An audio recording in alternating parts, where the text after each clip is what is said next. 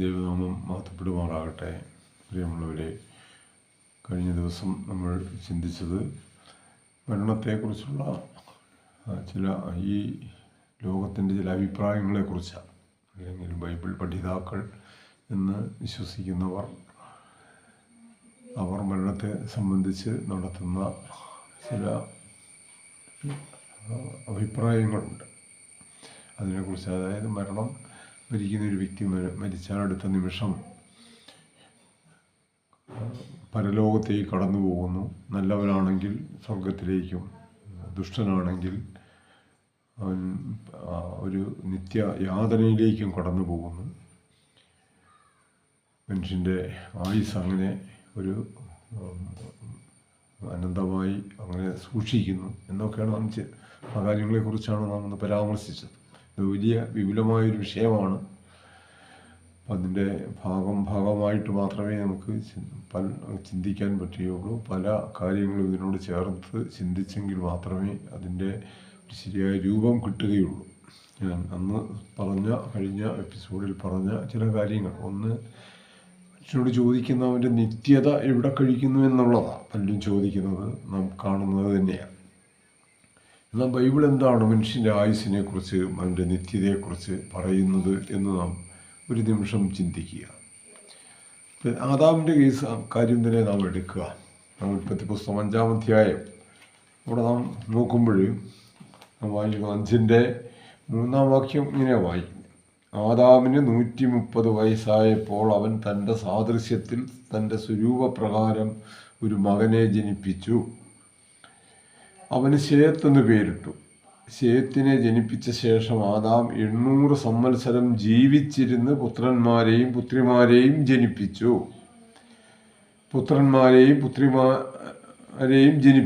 ആദാമിൻ്റെ ആയുഷ്കാലം ആകെ 930 സംവത്സരമായിരുന്നു. പിന്നെ അവൻ മരിച്ചു. നോക്കുക, ആദാമിന് 130 വയസ്സായപ്പോൾ അവൻ തൻ്റെ സാദൃശ്യത്തിൽ തൻ്റെ സ്വരൂപപ്രകാരം ഒരു മകനെ ജനിപ്പിച്ചു. അവന് ശേത്ത് എന്ന് പേരിട്ടു.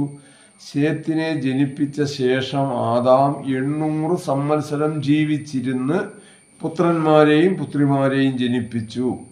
ആദാമിൻ്റെ ആയുഷ്കാലം ആകെ 930 സംവത്സരമായിരുന്നു. പിന്നെ അവൻ മരിച്ചു. ഇതാണ് ബൈബിൾ പറയുന്നത്. ഈ ഒരു സാഹചര്യത്തിലാണ്, ഇങ്ങനെ ബൈബിൾ ഒരു മനുഷ്യൻ്റെ ആയുസ്സിനെ കുറിച്ച് പറയുന്ന സാഹചര്യത്തിലാണ് നമ്മുടെ വേദ പണ്ഡിതന്മാർ പറയുന്നത്, അവൻ്റെ ആയുസ്, നിൻ്റെ നിത്യത നീ എവിടെ കഴിക്കും എന്ന് ചോദിക്കുന്നത്. അവൻ ശേത്തിനെ ജനിപ്പിച്ച ശേഷം 800 സംവത്സരം ജീവിച്ചിരുന്നു. അവൻ്റെ ആയുഷ്കാലം 930 സംവത്സരമായിരുന്നു. പിന്നെ അവൻ മരിച്ചു. അവൻ വീണ്ടും മരണശേഷവും അവൻ്റെ ജീവിതം തുടർന്നു പോവുകയാണെങ്കിൽ പിന്നെ അവൻ മരിച്ചു എന്നും അവൻ 930 സംവത്സരം മാത്രമാണ് ജീവിച്ചിരുന്നതെന്നും പറയുന്നത് എന്തുകൊണ്ടാണ്? അപ്പോൾ ബൈബിൾ നമ്മുടെ മുമ്പിൽ മനുഷ്യൻ്റെ ജീവനെക്കുറിച്ച് സത്യം വെളിപ്പെടുത്തുന്നില്ലേ? ദൈവത്തിന് അറിയില്ലേ മരണശേഷം ആദാം വീണ്ടും തുടർന്നും അവൻ്റെ ജീവിതം ഉണ്ടാകും, അല്ലെങ്കിൽ തുടർന്ന് അവൻ ജീവിക്കുമെന്നുള്ള ദൈവത്തിന് അറിയില്ലേ? എങ്കിൽ പിന്നെ എന്തുകൊണ്ടാണ് പറയുന്നത് അവൻ്റെ ആയുഷ്കാലം 930 സംവത്സരമായിരുന്നു എന്ന്? ഇനി ഇതിനെക്കുറിച്ച് ഈ സങ്കീർത്തനം, ദാവീദ് സങ്കീർത്തനത്തിൽ എങ്ങനെയാണ് പറയുന്നത് ചോദിക്കുന്നത്? 89-ാം സങ്കീർത്തനം 47-ാം വാക്യം പറയുന്നത് ഇങ്ങനെയാണ്: എൻ്റെ ആയുസ് എത്ര ചുരുക്കമെന്ന് നീ ഓർക്കണമേ. അപ്പോൾ ദാവീദ് പറയാം, എൻ്റെ ആയുസ് എത്ര ചുരുക്കം. പിന്നെ നമ്മൾ ചോദിക്കാം, നിന്റെ നിത്യത നീ എവിടെ കഴിക്കുമെന്ന് ചോദിച്ചാൽ, നീ അനന്തമായി ചേണലായിട്ട് നീ ജീവിക്കുമെന്ന് പറയുമ്പോൾ ദാവീദ് പറയുക, എൻ്റെ ആയുസ് എത്ര ചുരുക്കം. എന്ത് മിഥ്യാത്വത്തിനായി നീ മനുഷ്യപുത്രന്മാരെയൊക്കെയും സൃഷ്ടിച്ചു. ജീവിച്ചിരുന്ന് മരണം കാണാതെ ഇരിക്കുന്ന മനുഷ്യൻ ആർ? തൻ്റെ പ്രാണനെ പാതാളത്തിൻ്റെ കയ്യിൽ നിന്ന് വിടുവിക്കുന്നവനുമാരുള്ളൂ.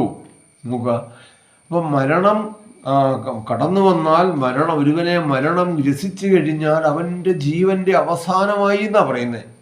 ജീവിച്ചിരുന്ന് മരണം കാണാതെ ഇരിക്കുന്ന മനുഷ്യപുത്രനാർ. എന്തു മിഥ്യാത്വത്തിനായി നീ മനുഷ്യപുത്രന്മാരെയൊക്കെയും സൃഷ്ടിച്ചു.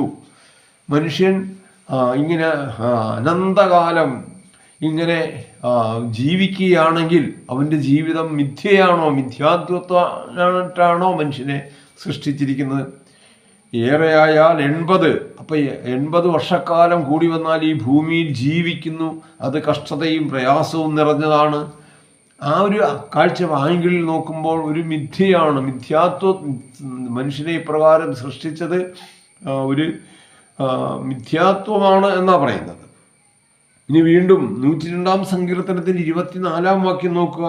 എൻ്റെ ദൈവമേ, ആയുസിൻ്റെ മധ്യത്തിൽ എന്നെ എടുത്തു കളയരുതേ. ഉണ്ടോ? എൻ്റെ ആയുസിൻ്റെ ആ മധ്യത്തിൽ അനന്തമായി ഇവൻ മരണശേഷവും ഇങ്ങനെ ജീവൻ നിലനിൽക്കുന്നുവെങ്കിൽ, ആ വ്യക്തി ജീവിക്കുന്നുവെങ്കിൽ, ആയുസിൻ്റെ മധ്യം എന്ന് പറയാൻ എന്താ കാര്യം? അതെങ്ങനെയാണ് പറയുന്നത്? ഇപ്പോൾ എൻ്റെ ആയുസിൻ്റെ മധ്യത്തിൽ എന്നെ എടുത്തു കളയരുതേ എന്നാണ് പറയുന്നത്. വീണ്ടും 116-ാം സങ്കീർത്തനത്തിൻ്റെ 8-ാം വാക്യം പറയുക. നീ എൻ്റെ പ്രാണനെ മരണത്തിൽ നിന്നും, എൻ്റെ കണ്ണിനെ കണ്ണുനീരിൽ നിന്നും, എൻ്റെ കാലിനെ വീഴ്ചയിൽ നിന്നും രക്ഷിച്ചിരിക്കുന്നു. ഞാൻ ജീവനുള്ളവരുടെ ദേശത്തെ യഹോവയുടെ മുൻപാകെ നടക്കും. നോക്കുക, ദാവീദാ പറയുന്നത്. ഇപ്പം ഞാൻ ജീവനുള്ളവരുടെ ദേശത്തെ യഹോവയുടെ മുൻപാകെ നടക്കും. എപ്പോഴാ? ഇവിടെ ജീവിച്ചിരിക്കുന്ന സമയത്താണ്, മരണത്തിന് മുൻപാണ്. ഇപ്പം മരണശേഷം, കാരണം അതിന് പറയുന്നത് നീ എൻ്റെ പ്രാണനെ മരണത്തിൽ നിന്നും, എൻ്റെ കണ്ണിനെ കണ്ണുനീരിൽ നിന്നും, എൻ്റെ കാലിനെ വീഴ്ചയിൽ നിന്നും രക്ഷിച്ചു. അപ്പം എൻ്റെ പ്രാണനെ മരണത്തിൽ നിന്നും രക്ഷിച്ചത് കൊണ്ടാണ് പറയുന്നത് ഞാൻ ജീവനുള്ളവരുടെ ദേശത്ത് യഹോവയെ സ്തുതിക്കുമെന്ന് പറയുന്നത്. അപ്പം മരിച്ചു എന്ന് അങ്ങനെ വിശുദ്ധന്മാരെല്ലാം ചേരുന്നൊരു പ്രദേശത്തെക്കുറിച്ചല്ല ജീവനുള്ളവരുടെ ദേശമെന്ന് പറയുന്നത്. ഈ ജീവിച്ചിരിക്കുന്ന വിശുദ്ധന്മാരുടെ അല്ലെങ്കിൽ ദൈവമക്കളുടെ സാന്നിധ്യത്തെയാണ് ജീവനുള്ളവരുടെ ദേശമെന്ന് പറയുന്നത്. അപ്പം മരണശേഷം ഇപ്രകാരം മരണത്തോടുകൂടെ മനുഷ്യൻ്റെ ആയുസ് ഇല്ലാതെയാകും, അവൻ പൂർണ്ണമായും ഇല്ലാതെയാകുന്നു മരണം വഴി എന്നുള്ളതാണ് വേദപുസ്തകം നമ്മെ പഠിപ്പിക്കുന്ന വലിയൊരു സത്യം. അതുകൊണ്ട് യഹോവയുടെ മുൻപാകെ ജീവനുള്ളവരുടെ ദേശത്ത് നമുക്ക് നടക്കണമെങ്കിൽ, അങ്ങനെ നമ്മുടെ പ്രാണനെ നാം യഹോവ മരണത്തിൽ നിന്നും രക്ഷിച്ചുവെങ്കിൽ മാത്രമേ സാധിക്കുകയുള്ളൂ എന്നാണ് പറയുന്നത്. ഇനി മറ്റൊരു വസ്തുത, മരണം വഴി നാം ഈ പ്രകാരം ഒരു അനുഗ്രഹീത ദേശത്തേക്ക് നാം കടന്നു പോവുകയാണെങ്കിൽ, ഈ മരണത്തെ നാം മാടി വിളിക്കുന്ന, കഴിഞ്ഞ എപ്പിസോഡിൽ ഞാൻ ചോദിച്ചൊരു കാര്യമാണ്, മരണത്തെ നാം എന്തിനാണ്, മരണത്തിൽ നിന്നും മുക്തി നേടാൻ, മരണം ഉണ്ടാകാതിരിക്കാൻ, ഈ ജീവൻ നിലനിർത്താൻ നാം എന്തിനാണ് ഇത്ര ബന്ധപ്പെടുന്നത്? നോക്കുക, ഈ നമ്മൾ യോശുവയുടെ പുസ്തകം വായിക്കുമ്പോൾ, യോശുവയുടെ പുസ്തകം 2-ാം അധ്യായത്തിൽ അവിടെ നമുക്ക് കാണാൻ സാധിക്കുന്നത്, രാഹാബ് എന്നൊരു വേശ്യയെക്കുറിച്ച് കാണാൻ സാധിക്കും. ഈ രാഹാബ് ഈ ദേശം നോക്കാൻ ചെന്ന ഒറ്റുകാരോട് പറയുന്നൊരു കാര്യമുണ്ട്. യോശുവയുടെ പുസ്തകം 2-ാം അധ്യായം 12 പോലുള്ള വാക്യങ്ങൾ.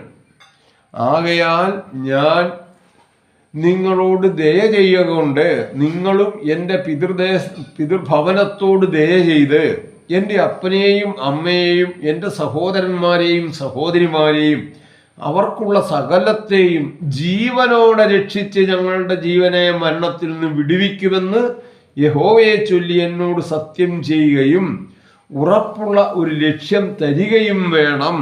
നോക്കുക, എന്താ പറഞ്ഞേ?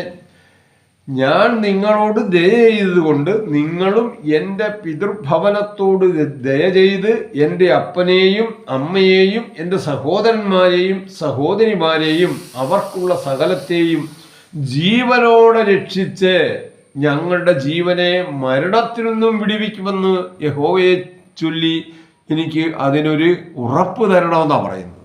നോക്കുക, മരണം വഴി ദൈവത്തിൻ്റെ സന്നിധിയിലേക്കാണ് നാം കടന്നു പോകുന്നതെങ്കിൽ എന്തിനാ ഈ ലോകത്തിൽ നിന്നും മരണത്തിൽ നിന്നും മനുഷ്യനെ നീ വിടുവിക്കണമെന്ന് എന്തിനാണ് ഈ രാഹാബ് ഈ ഒറ്റുകാരോട് പറയുന്നത്? എന്തിനാ?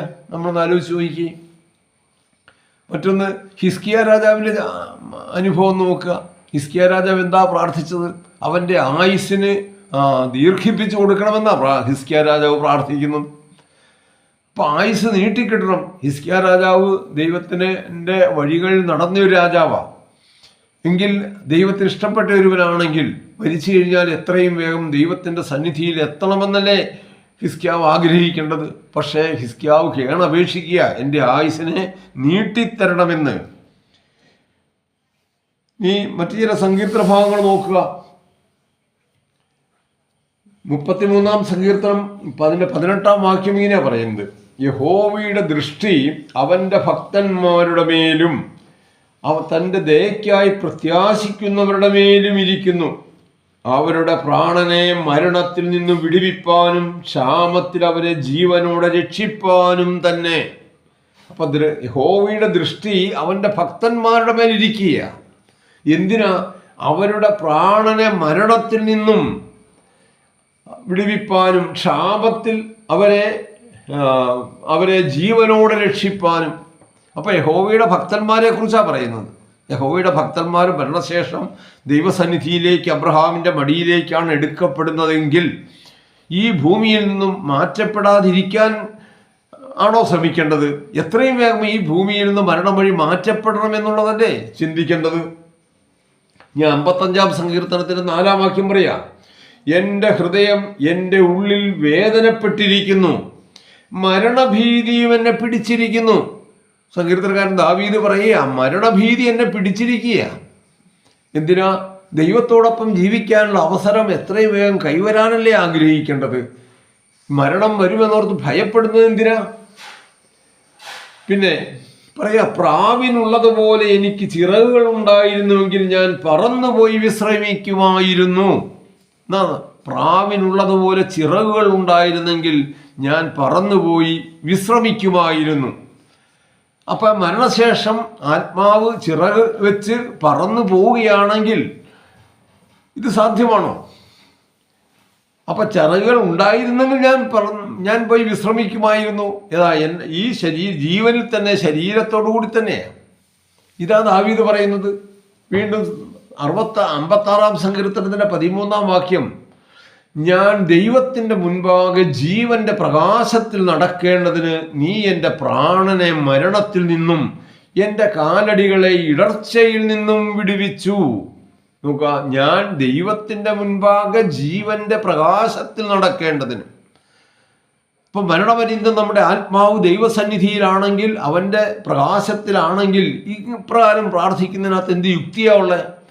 ഞാൻ ദൈവത്തിൻ്റെ മുൻപാകെ ജീവന്റെ പ്രകാശത്തിൽ നടക്കേണ്ടതിന് നീ എൻ്റെ പ്രാണനെ മരണത്തിൽ നിന്ന് വിടുവിക്കുന്നു. ഇതാ പറഞ്ഞത്.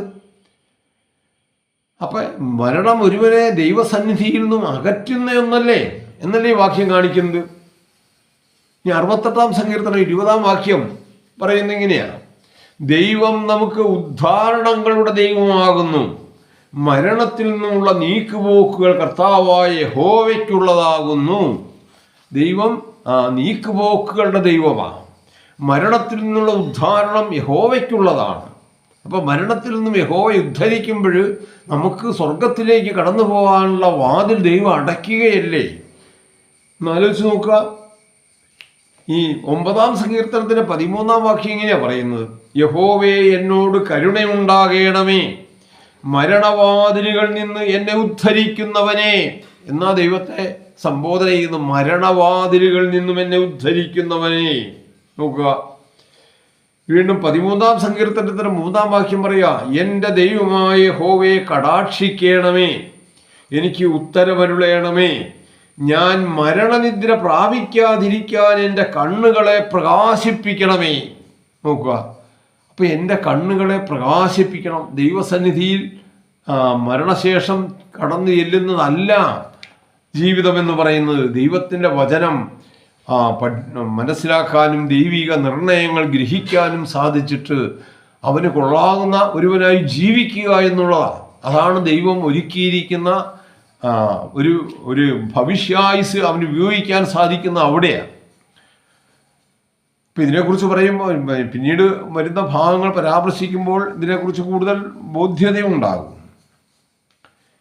അപ്പോൾ ഇങ്ങനെ മരണത്തിൻ്റെ സ്വഭാവം അല്ലെങ്കിൽ മരണത്തെക്കുറിച്ചുള്ള ഇന്നത്തെ ചിന്തകളുടെ വൈരുദ്ധ്യങ്ങളാണ് ഞാൻ നിങ്ങളോട് പറയുന്നത്.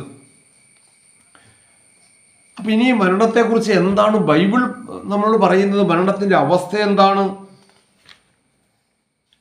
മരണത്തെക്കുറിച്ച് ബൈബിൾ പല വാക്യങ്ങളും, ഏതാനും ചില വാക്യങ്ങൾ ഞാൻ കഴിഞ്ഞ ദിവസം ഇവിടെ ഉദ്ധരിച്ചിരുന്നതാണ്.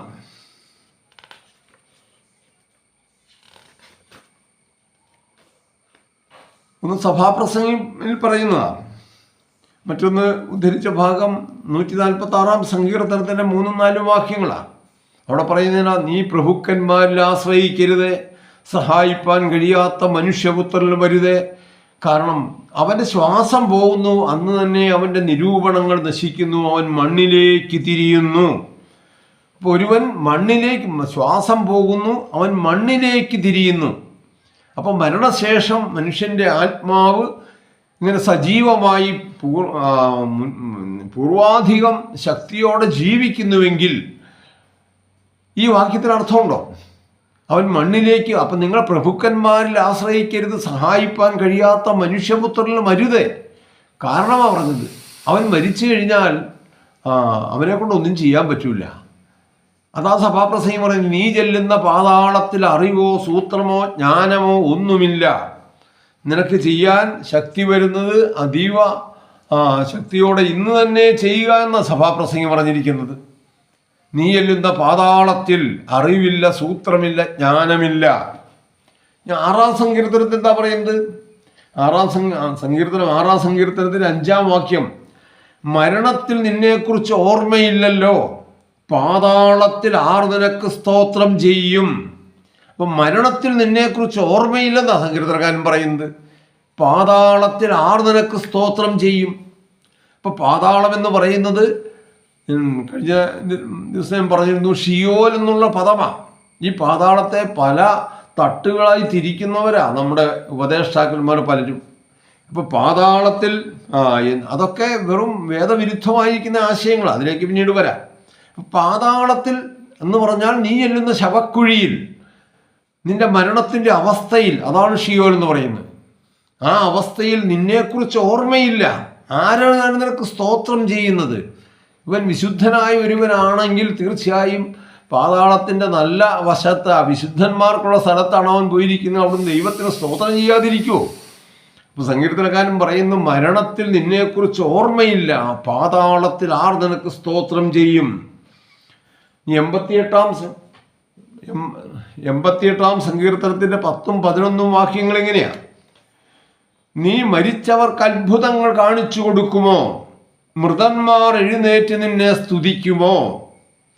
ശവക്കുഴിയിൽ നിന്റെ ദയയെയും വിനാശത്തിൽ നിന്റെ വിശ്വസ്തതയെയും വർണ്ണിക്കുമോ? അന്ധകാരത്തിൽ നിന്റെ അത്ഭുതങ്ങളും വിസ്മൃതിയുള്ള ദേശത്ത് നിന്റെ നീതിയും വെളിപ്പെടുമോ? നോക്കുക, മരിച്ചവർക്ക് അത്ഭുതങ്ങൾ കാണിച്ചു കൊടുക്കുമോ? അവൻ മരിച്ചവൻ ജീവനോടെ ശേഷിക്കുകയാണെങ്കിൽ എന്തെല്ലാം അത്ഭുതങ്ങൾ കാണിച്ചു കൊടുക്കാൻ സാധിക്കും? സ്വർഗത്തെക്കുറിച്ചുള്ള നമ്മുടെ കാഴ്ചപ്പാടുകൾ ഇങ്ങനെ ശരിയാണെങ്കിൽ അവിടെ ചെന്നാൽ എന്തെല്ലാം അത്ഭുതങ്ങൾ നമുക്ക് കാണാൻ സാധിക്കും? നരകത്തെക്കുറിച്ച് അങ്ങനെ കാഴ്ചപ്പാടുണ്ടെങ്കിൽ അവിടെ ചെന്നാലും കുറേ അത്ഭുതങ്ങളൊക്കെ കാണാം. അപ്പോൾ മരിച്ചവർക്ക് അത്ഭുതങ്ങൾ കാണിച്ചു കൊടുക്കുമോ? മൃതന്മാർ എഴുന്നേറ്റ് നിന്നെ സ്തുതിക്കുമോ? ഇതാ ചോദിക്കുന്നത്. ശവക്കുഴിയിൽ നിന്റെ ദയയെയും വിനാശത്തിൽ നിന്റെ വിശ്വസ്തതയെയും വർണ്ണിക്കുമോ? അപ്പം അതാണ് ശവക്കുഴി. ഷിയോലിൽ നാം നമ്മുടെ മരണാവസ്ഥയിൽ എന്ത് ചെയ്യാൻ സാധിക്കില്ല? നിന്റെ ദയയെയും, ശവക്കുഴി എന്ന് പറയുന്നത് വിനാശത്തിൻ്റെ ചിത്രമാണ്. അവിടെ എന്ത് ചെയ്യാൻ പറ്റില്ല? നിന്റെ യഹോവയുടെ വിശ്വസ്തതയെയും നമുക്ക് വർണ്ണിക്കാൻ സാധിക്കുകയില്ല. അന്ധകാരത്തിൽ നിന്റെ അത്ഭുതങ്ങളും. ഇപ്പൊ മരണത്തിൻ്റെ അവസ്ഥ അന്ധകാരത്തിൻ്റെ അവസ്ഥയാണ്. എന്നാൽ പാവി നരകത്തിലേക്കാണ് പോകുന്നതെങ്കിൽ അവിടെ അന്ധകാരമല്ല. ഇനി സ്വർഗത്തിലേക്ക് പോകുന്നതാണെങ്കിൽ അവിടെയും അന്ധകാരമല്ല. പക്ഷെ ഇവിടെ പറയുന്നു മരണത്തെ അന്ധകാരത്തിനോടാണ് മരണത്തിനെ ഇവിടെ ഉപമിച്ചിരിക്കുന്നത്. അന്ധകാരത്തിൽ നിന്റെ അത്ഭുതങ്ങളും വിസ്മൃതിയുള്ള ദേശത്ത് നിന്റെ നീതിയും വെളിപ്പെടുമോ? ഇനി 115-ാം സങ്കീർത്തനം 17-ാം വാക്യം പറയാം. മരിച്ചവരും മൗനതയിൽ ഇറങ്ങിയവർ ആരും യഹോവയെ സ്തുതിക്കുന്നില്ല. മരിച്ചവരും മൗനതയിൽ ഇറങ്ങിയവർ ആരും യഹോവയെ സ്തുതിക്കുന്നില്ല. പിന്നെയോ നാമോ ഇന്നു മുതൽ എന്നേക്കും യഹോവയെ സ്തുതിക്കും, കാരണം നാം ജീവിച്ചിരിക്കുന്നവരാ. അപ്പൊ ജീവിച്ചിരിക്കുന്നവരെ കൊണ്ട് മാത്രമേ യഹോവയെ സ്തുതിക്കാൻ കഴിയുകയുള്ളൂ. ഇതാ നമുക്ക് മനസ്സിലാക്കാൻ സാധിക്കുന്നത്. ഇനി ഹിസ്കിയാവിൻ്റെ തന്നെ ഒരു പ്രാർത്ഥനയുണ്ട്. 38-ാം അധ്യായത്തിൽ ഹിസ്കിയാവ് പറയുന്നൊരു കാര്യമുണ്ട്. അവിടെ പറയുന്നത്, പാതാളം നിന്നെ സ്തുതിക്കുന്നില്ല, മരണം നിന്നെ വാഴ്ത്തുന്നില്ല, കുഴിയിൽ ഇറങ്ങുന്നവർ നിന്റെ വിശ്വസ്തതയെ പ്രത്യാശിക്കുന്നതുമില്ല. നോക്കുക, ഹിസ്കിയ രാജാവ് പറയുക, പാതാളം നിന്നെ സ്തുതിക്കുന്നില്ല, മരണം നിന്നെ വാഴ്ത്തുന്നില്ല, കുഴിയിൽ ഇറങ്ങുന്നവർ നിന്റെ വിശ്വസ്തതയെ പ്രത്യാശിക്കുന്നതുമില്ല. ഞാൻ ഇന്ന് ചെയ്യുന്നത് പോലെ ജീവനുള്ളവൻ മാത്രം നിന്നെ സ്തുതിക്കും. നോക്കുക, ഇതിനേക്കാൾ ദൃഢമായിട്ട്, ഇതിനേക്കാൾ വ്യക്തമായിട്ട് മരണത്തിൻ്റെ അവസ്ഥയെക്കുറിച്ച് എങ്ങനെ പറയാൻ സാധിക്കും? ഇത് ദൈവത്തിൻ്റെ ഒരു ദൈവദാസനാണ്, ഇസ്രായേൽ ഒരു യഹൂദ രാജാവായി പറയുന്നത്. ദൈവത്തിന് ഏറെ ഇഷ്ടപ്പെട്ട ഒരു രാജാവാണ് പറയുന്നത്, മരണം നിന്നെ വാഴ്ത്തുന്നില്ല. അതുകൊണ്ടാണ് ഈ ഭൂമിയിൽ ആയുസ് നീട്ടിക്കൊടുക്കണമെന്ന് ഹിസ്കിയാവ് പ്രാർത്ഥിച്ചത്. അത് നാം മനസ്സിലാക്കുക. ഇനി ഇയ്യോബിന്റെ പുസ്തകം 14-ാം അധ്യായത്തിന്റെ 10-ാം വാക്യം ഇങ്ങനെ പറയുന്നത്, പുരുഷനോ മരിച്ചാൽ ദ്രവിച്ചു പോകുന്നു, മനുഷ്യൻ പ്രാണനെ വിട്ടാൽ അവൻ എവിടെ? പുരുഷനോ മരിച്ചാൽ ദ്രവിച്ചു പോകുന്നു, മനുഷ്യൻ പ്രാണനെ വിട്ടാൽ അവൻ എവിടെ? ഈ ഉപയോഗിക്കുക. അപ്പൊ പൊടി പണ്ടായിരുന്നത് പോലെ പൊടിയിലേക്ക് മടങ്ങിച്ചേരുമെന്ന് ദൈവത്തിൻ്റെ വചനം പറയുന്നത് അത് തന്നെയാണ്. ഏദൻ തോട്ടത്തിൽ പറഞ്ഞത് തന്നെയാണ്, നീ പൊടിയാകുന്നു, പൊടിയിലേക്ക് മടങ്ങിച്ചേരും. അപ്പൊ പുരുഷനോ മരിച്ചാൽ ദ്രവിച്ചു പോകുന്നു. അവൻ്റെ അമർത്യമായ ഒരു ആത്മാവിന് അവൻ ഉടമയാണെങ്കിൽ എങ്ങനെ പറയാൻ സാധിക്കുമോ അവൻ മരിച്ചാൽ ദ്രവിച്ചു പോവുകയാണോ എന്ന്? അപ്പൊ മനുഷ്യന്റെ ആത്മാവ് അമർത്യമാണെന്ന് വിശ്വസിക്കുന്നവർ ഒന്ന് മനസ്സിലാക്കുക, അമർത്യമായ ആത്മാവ് എന്ന ഒരു പദം വേദപുസ്തകത്തിലില്ല. നാം ഉൽപ്പത്തി മുതൽ വെളിപാട് വരെയുള്ള പുസ്തകങ്ങൾ പരിശോധിച്ചാൽ ഒരു ഭാഗത്ത് പോലും, ഒരു വാക്യം പോലും ഇമ്മോർട്ടൽ സോൾ, അമർത്യമായ ആത്മാവ് എന്നൊരു പദം മനുഷ്യനെ സംബന്ധിച്ച് കാണാൻ സാധിക്കുകയില്ല.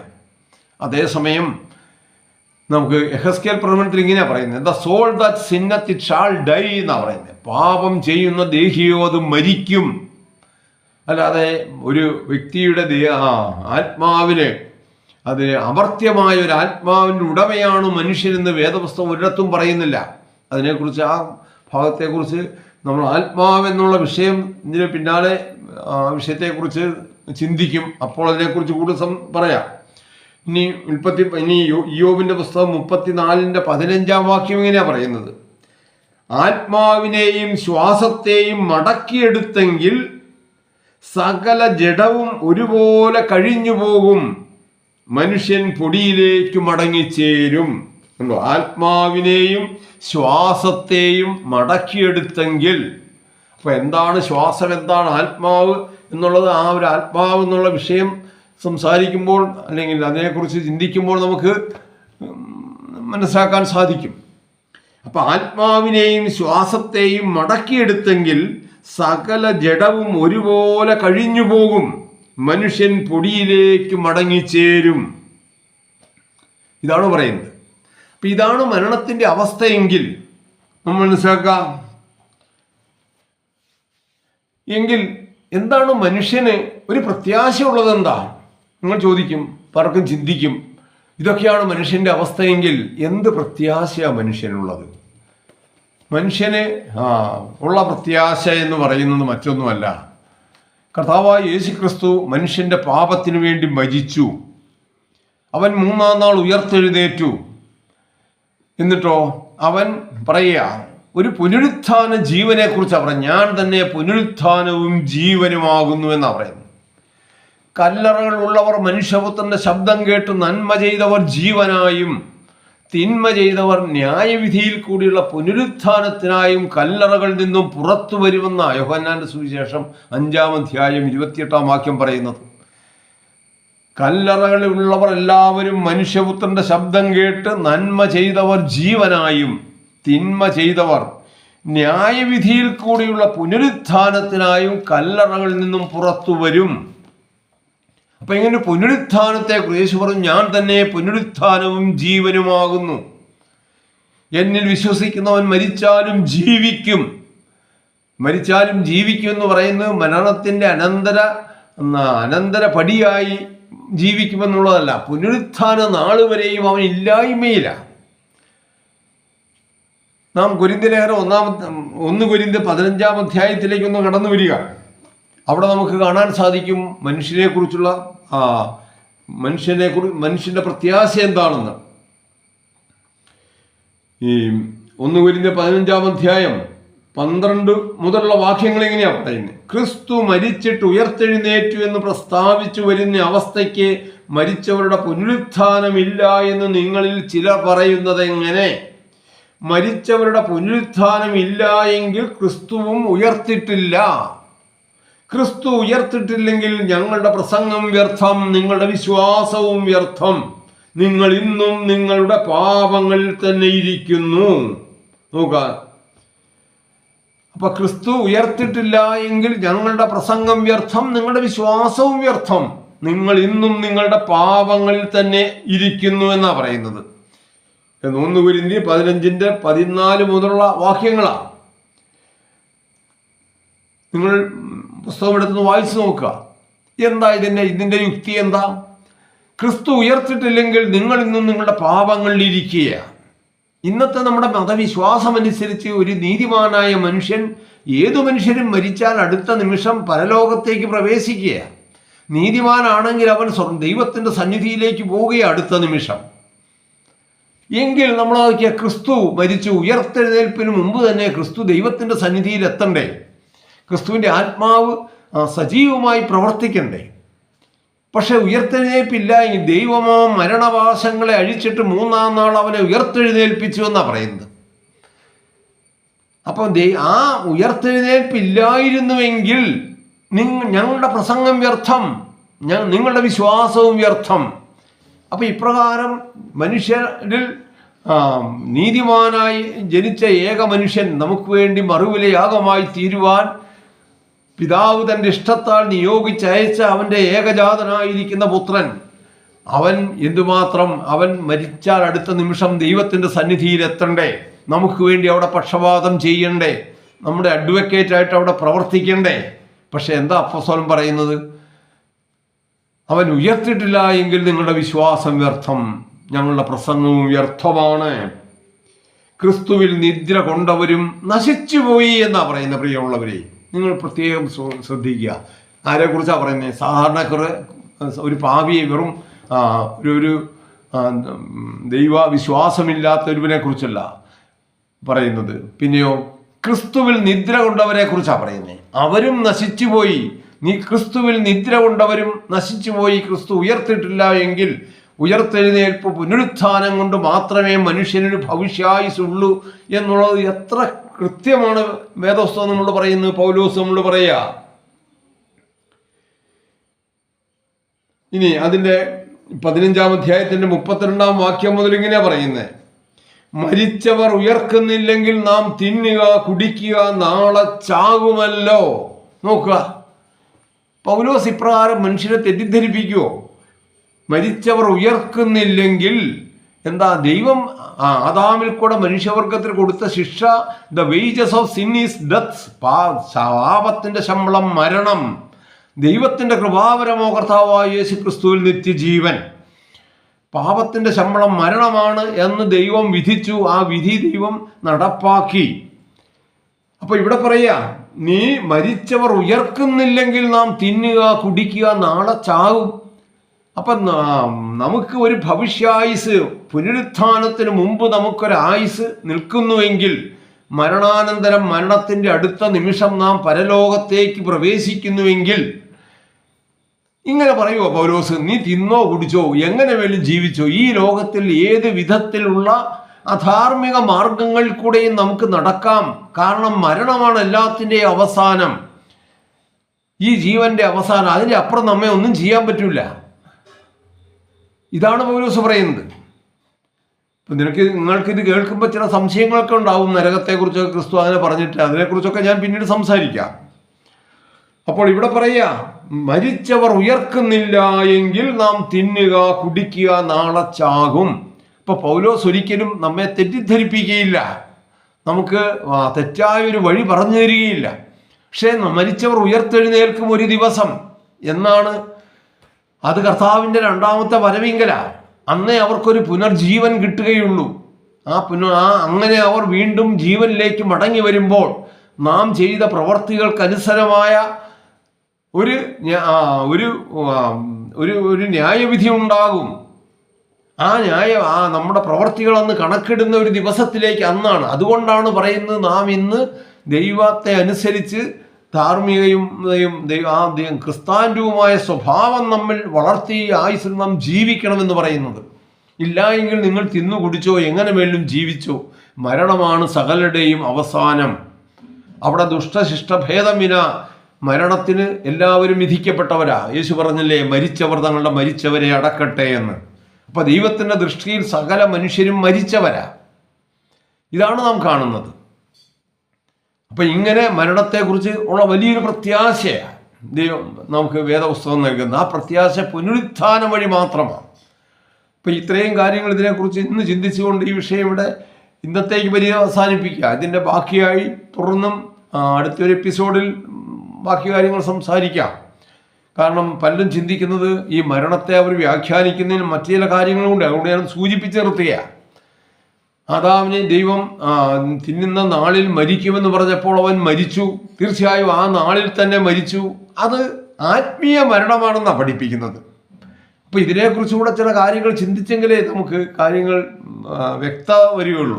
അത് സമയം കടന്നു പോകും എന്നുള്ളതുകൊണ്ട് ഞാൻ ഇന്ന് അതിലേക്ക് എന്താണ് ആത്മീയ മരണം, തിന്നുന്ന നാളിൽ നീ മരിക്കുമെന്ന് പറഞ്ഞു.